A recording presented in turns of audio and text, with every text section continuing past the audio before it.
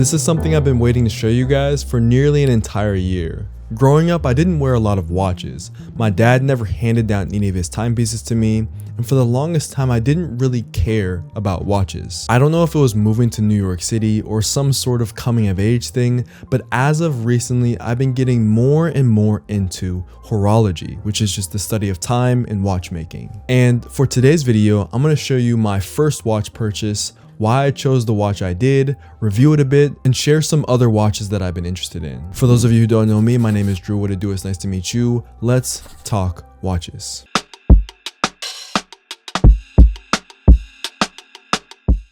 This is the Kuoe Royal Smith 9010, or if we want to get technical, the Kuoe 90010. It's a watch. Okay, review over. Thanks you guys for tuning in. I'll see you guys next week.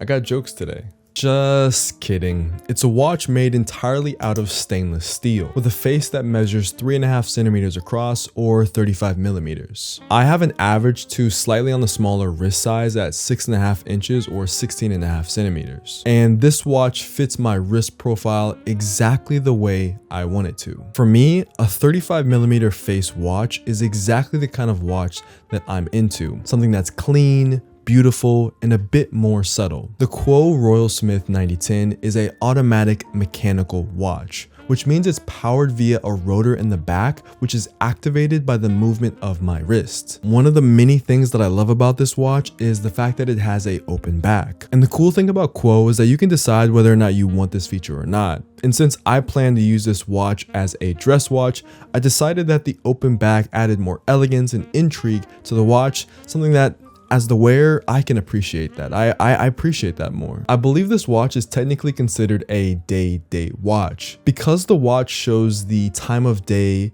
day of week, and month, it might even fall into the category of a perpetual watch, but someone correct me if I'm wrong about this down in the comments. Talking about design again, I love the colors Kuoe decided to implement within this watch. The face is this super subtle off-white color, the hour and minute hands are a sharper golden color, and the second hand is a perfectly accented blue color. The Kuoe Royal Smith 9010 comes in several different variants. They have a grainy watch face variant, they have a panda watch face variant. There are a lot of different versions, but I decided to go with the vertically brushed version because the grainy version was sold out, and I don't know, I think it just looks really elegant and clean. It's easy to ooh and ah over a new watch, but what are the things that I didn't like or that caught me off guard upon my first impression? Because the watch is 35 millimeters, it means it doesn't have as much space to spread out all of the mechanics that are going on underneath the watch. And because of that, the vertical thickness of this watch, how thick it is from top to bottom, is right on the edge of what I would tolerate for what I think is kind of classy and sleek, if that makes sense. Also, the clasp and the stainless steel of this watch doesn't feel as premium as some of the other watches that we're going to talk about later on in this video that I also tried leading up to this decision. It's not a deal breaker by any means, but you definitely notice the difference in price point between a Kuoe watch. Is it Kuoe or Kuoe? I've heard it pronounced Kuoe. I have to acknowledge this. I don't know if it's Kuoe or Kuoe. You definitely notice the difference between a Kuoe watch and a more premium luxe watch. Being that this is my first watch, I'm still over the moon about how this looks and feels. I've been wearing it non-stop since the day that I've gotten it, and every single day I flip my wrist around and look at it, I just get a little bit more happier.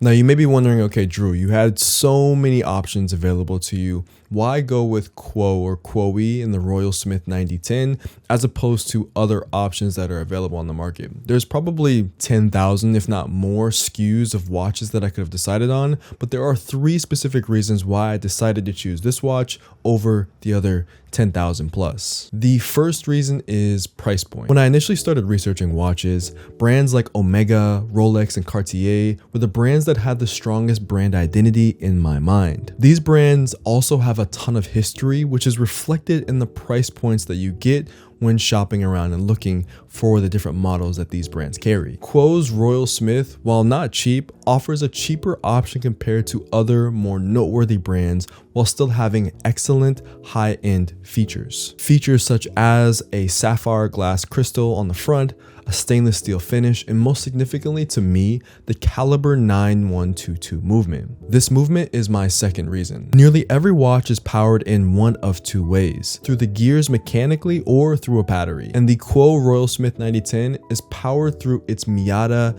9122 system. Like I kind of mentioned before, this variant of watch is a mechanical automatic watch, so it gains power through the movement of its rotor. That movement is generated from me swinging my wrist back and forth when I walk, when I take steps, when I type. Every time I move my wrist, I'm doing like a crazy dance over here, I'm powering my watch. That's how the watch tells time. That's how it runs. Once powered, it generates 28,000 vibrations per hour, or what's equivalent to 4 hertz. And that might come off as really complicated. It took me a while to understand it, but this is the way that I tried to simplify it. Those 28,000 vibrations, all that means is that this is the number of times the balance wheel swings back and forth. And when I say 4 hertz, this is a very common and accurate hertz placement. And if I'm not mistaken, 4 hertz is the most common and one of the most accurate measurements for time on a wristwatch. I'm still learning about all these things, and I've been doing research, I've been watching videos, I've been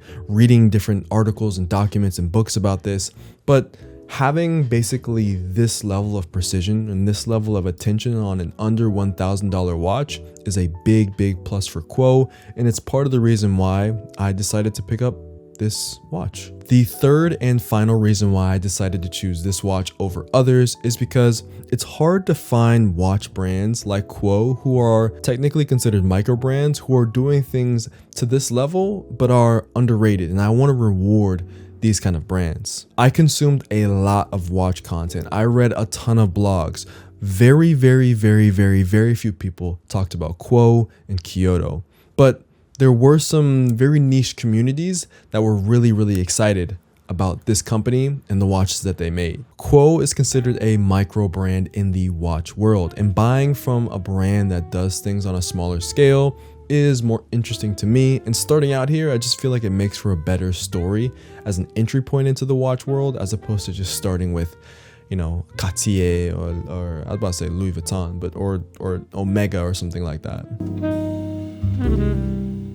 Before I get into all of the other watches I considered leading up to buying my first watch, I want to break down the why behind I started to kind of care about watches, because I think it's important to understand the why behind the buy. I'm 27 years old. I've been making YouTube videos for 5 years now, and I've been living in New York City for nearly 2 years. And so much of my day is consumed by time. How can I maximize my time? How can I get the most out of my time? These are the questions I'm constantly asking myself as I get older, as I become a man, as I grow up, as I've grown up. And when I think about time, I'm not just talking about the time that I have to get as much work done as I possibly can, because I know if I make more videos, then I can generate a larger audience. If I generate a larger audience, I can get paid more, yada, yada, yada, yada, yada. How can I squeeze as much time? That's one part of time I'm thinking about. But I'm also thinking about how much time I have left here on earth. How much more time do I have to spend with my mom and my dad and my grandparents? How much more time do I have to experience with my partner, who is Lauren? How much time do I have left to experience the heat of summer and the cold of winter? I was like really thinking about this the other day. Like one day I will feel the spring breeze for the last time. These are the gears that have been turning in my head. A watch is a symbol for how time is constantly moving forward. No matter how much you want it to stop, no matter how much you want to hold on to certain moments, time pushes forward. Your watch keeps ticking. And from the moment I started wearing watches, I've realized how much more conscious I am about time. And I think it's also led to me being more thoughtful about how I decide to spend my time. And once I started thinking about watches in this way, I started doing research on, the watches that I thought that I would care about. Then there was the actual technical aspect of making these watches. It takes so much skill to put all of these little pieces in place to make what I would say is like a little world on your wrist. And I'm starting to build that appreciation for the craftsmanship and for the design and for all of the intention that goes into making beautiful watches, just like I appreciate all of the beautiful clothing that I've showed you guys here on this channel, whether that's Japanese denim or artisan fashion or whatever it is. There's craft that goes into it, and I can appreciate that. Before buying this watch, there were 10 watches that I considered as well. Let's talk about why I haven't or why I didn't buy them yet. Starting off, we have Grand Seiko. When I first started getting into watches, I asked my peers, my friends, other people who really like watches to assess my style and give me a brand that I can start researching and look into when it comes to how you feel like I would appreciate watches.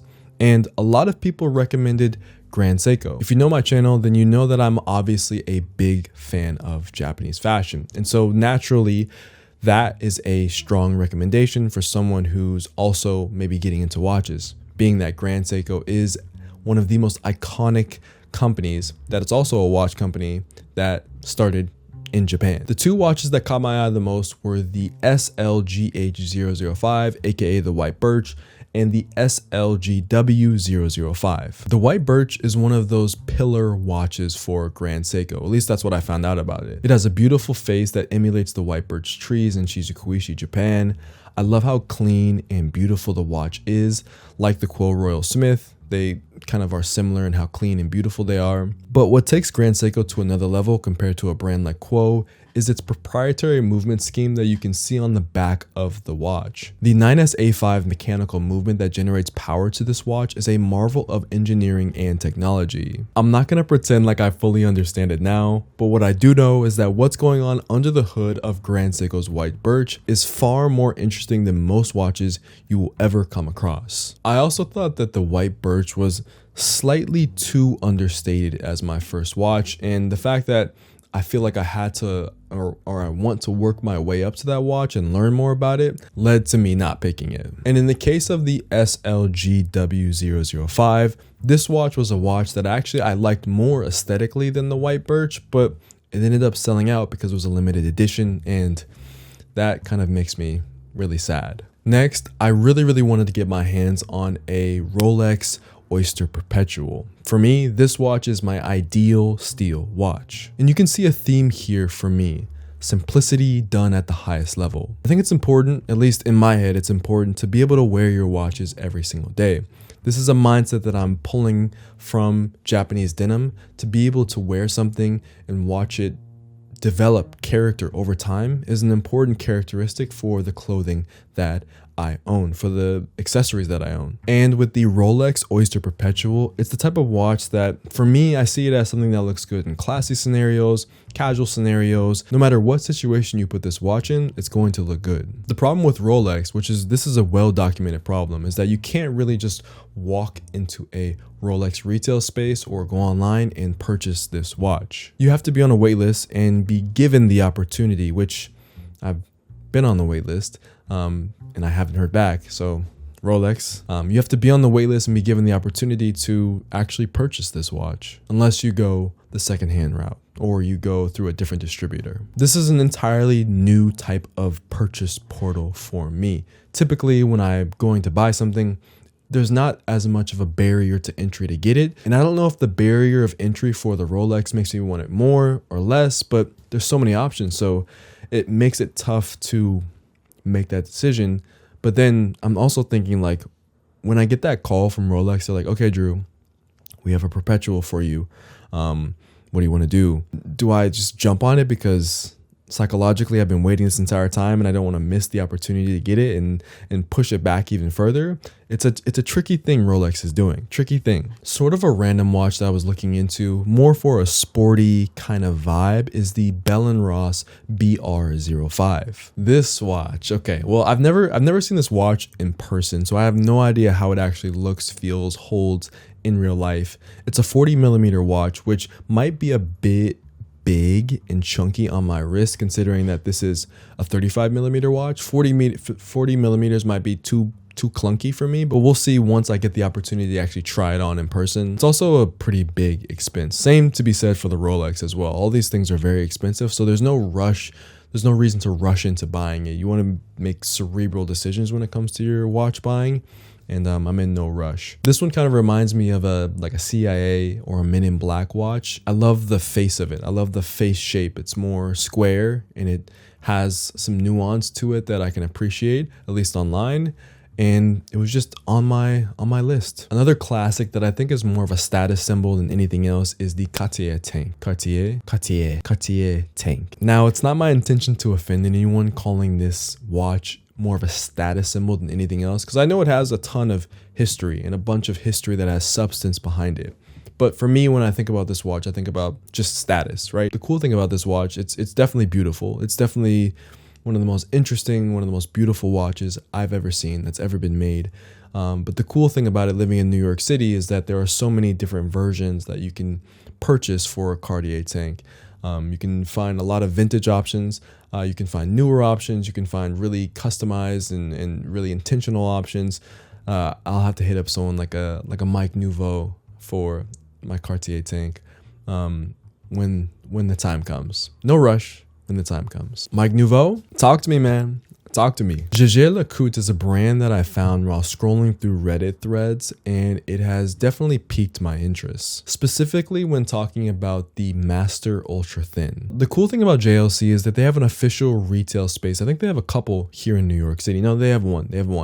And Lauren and I, we went to visit that retail space, and to be honest, I was a little disappointed when I tried these watches. I didn't get that feeling, you know, when you try a watch on. And on top of that, most of the faces were just a little bit too big for my wrist, in my opinion. It just looked awkward. It didn't feel natural. They're definitely well made, but it didn't feel as special as a Grand Seiko. It didn't feel as punctual as a Oyster Perpetual. It didn't feel as beautiful as a Cartier Tank. I think the biggest thing I got out of visiting Jaeger-LeCoultre was learning about moon faces and really liking moon faces. But there's a brand that we're going to talk about in a second who I think does moon faces even better, and that brand is Naoya Hida, which is a micro brand out of Japan.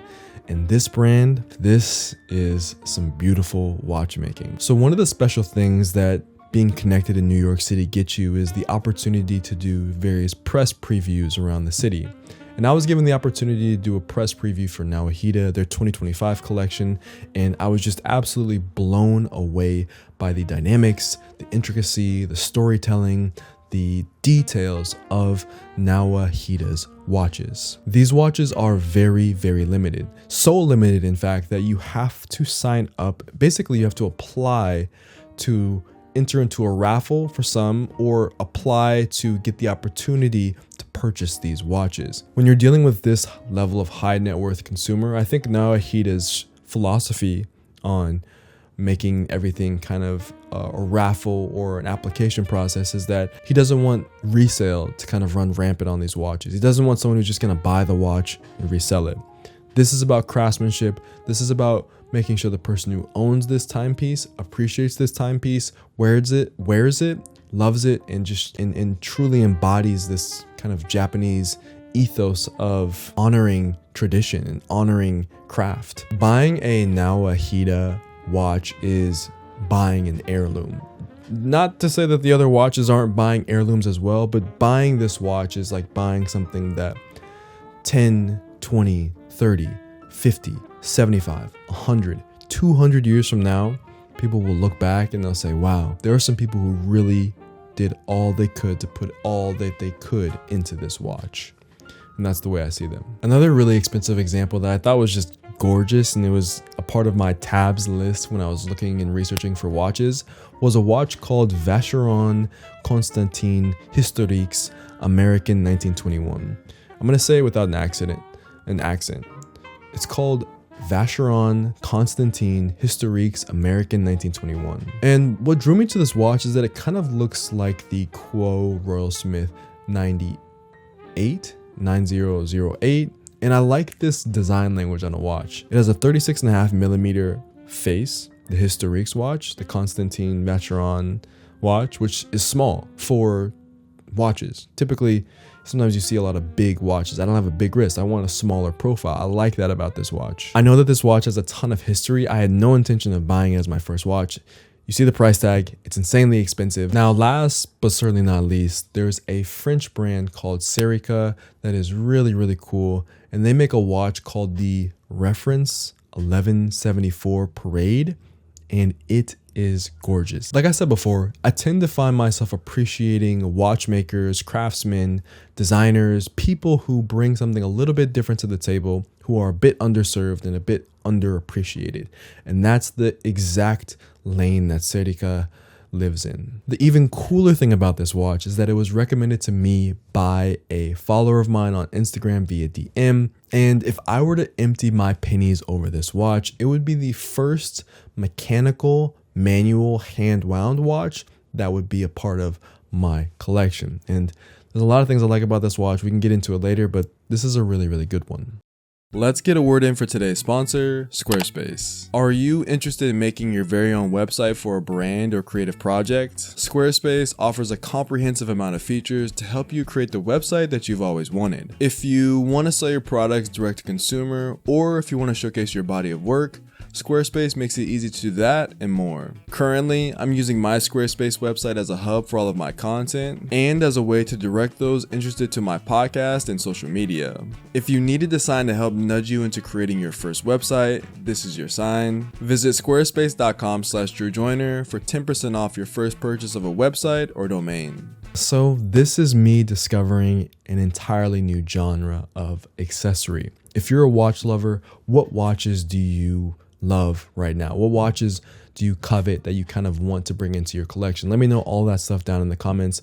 And if you're someone who, like me, is just starting out or maybe has a beginner level kind of experience when it comes to watch buying, watchmaking, all these things, what questions do you have about watches, horology, and the sort? I would love to answer those questions in upcoming videos. This isn't going to take over the entire channel, but I do want to have a bunch of different content pieces that I can talk through, and why not explore something that I'm exploring myself, which is watches and this accessory. It's not just for men too. I'm speaking to women. Obviously, watches are typically associated with men, but I think there are a lot of very beautiful women's wear focused watches as well. So we'll get into all that and more. As always, I'm spreading peace, love, and positivity in 2025. So that means I'm spreading peace, love, and positivity to you and everyone who's alive. Wherever you are in the world, have a wonderful rest of your day. Abianto. Peace. Yo, what is good? Post vid. Here are the fist bumps for the one time. Bop. Thank you so much for staying to the end of the video. Here's one a little slower. Come on. If you didn't do the first one, come on, get with me. Bop. Thank you so much. PVV, I have a really thoughtful question that I want to ask you guys. Some of you are going to be in three camps, right? If you're a part of the PVV, you're either younger than 27, you either are 27, which I feel like that's not as many people, or you're older than 27. I want you to answer #PVV when you answer. This is maybe a bit selfish, but I'm curious to know. If you're younger than 27, what do you think about when you think of a 27-year-old? Like, what do you expect him to have with his life? Do you expect him to have kids? Do you expect him to be married? Do you expect him to be at a certain place in his life? What are those expectations that you have? If you are 27, #PVV when you answer. Tell me what it's like to be 27 where you live. If you're living in a different country, different city, obviously, if you're in New York City, it's a very interesting experience. But yeah, just give me what it means to be 27 for you. And then if you're older than 27 and you're part of the PVV, shout out to you. You have my heart, actually. I love that. If you're older than 27, look back on 27. If it's a year ago, if it's 10 years ago, if it's 20 years ago, what do you remember about being 27? #PVV when you answer. And I'll read those, and hopefully it's just kind of random, but it's just something that I'm thinking about. And yeah, hopefully if anyone else comes across it, it brings a little bit of value and kind of like perspective to their life when it comes to aging, time, and going through time. So, all right, we'll see you guys next time. See that? Peace.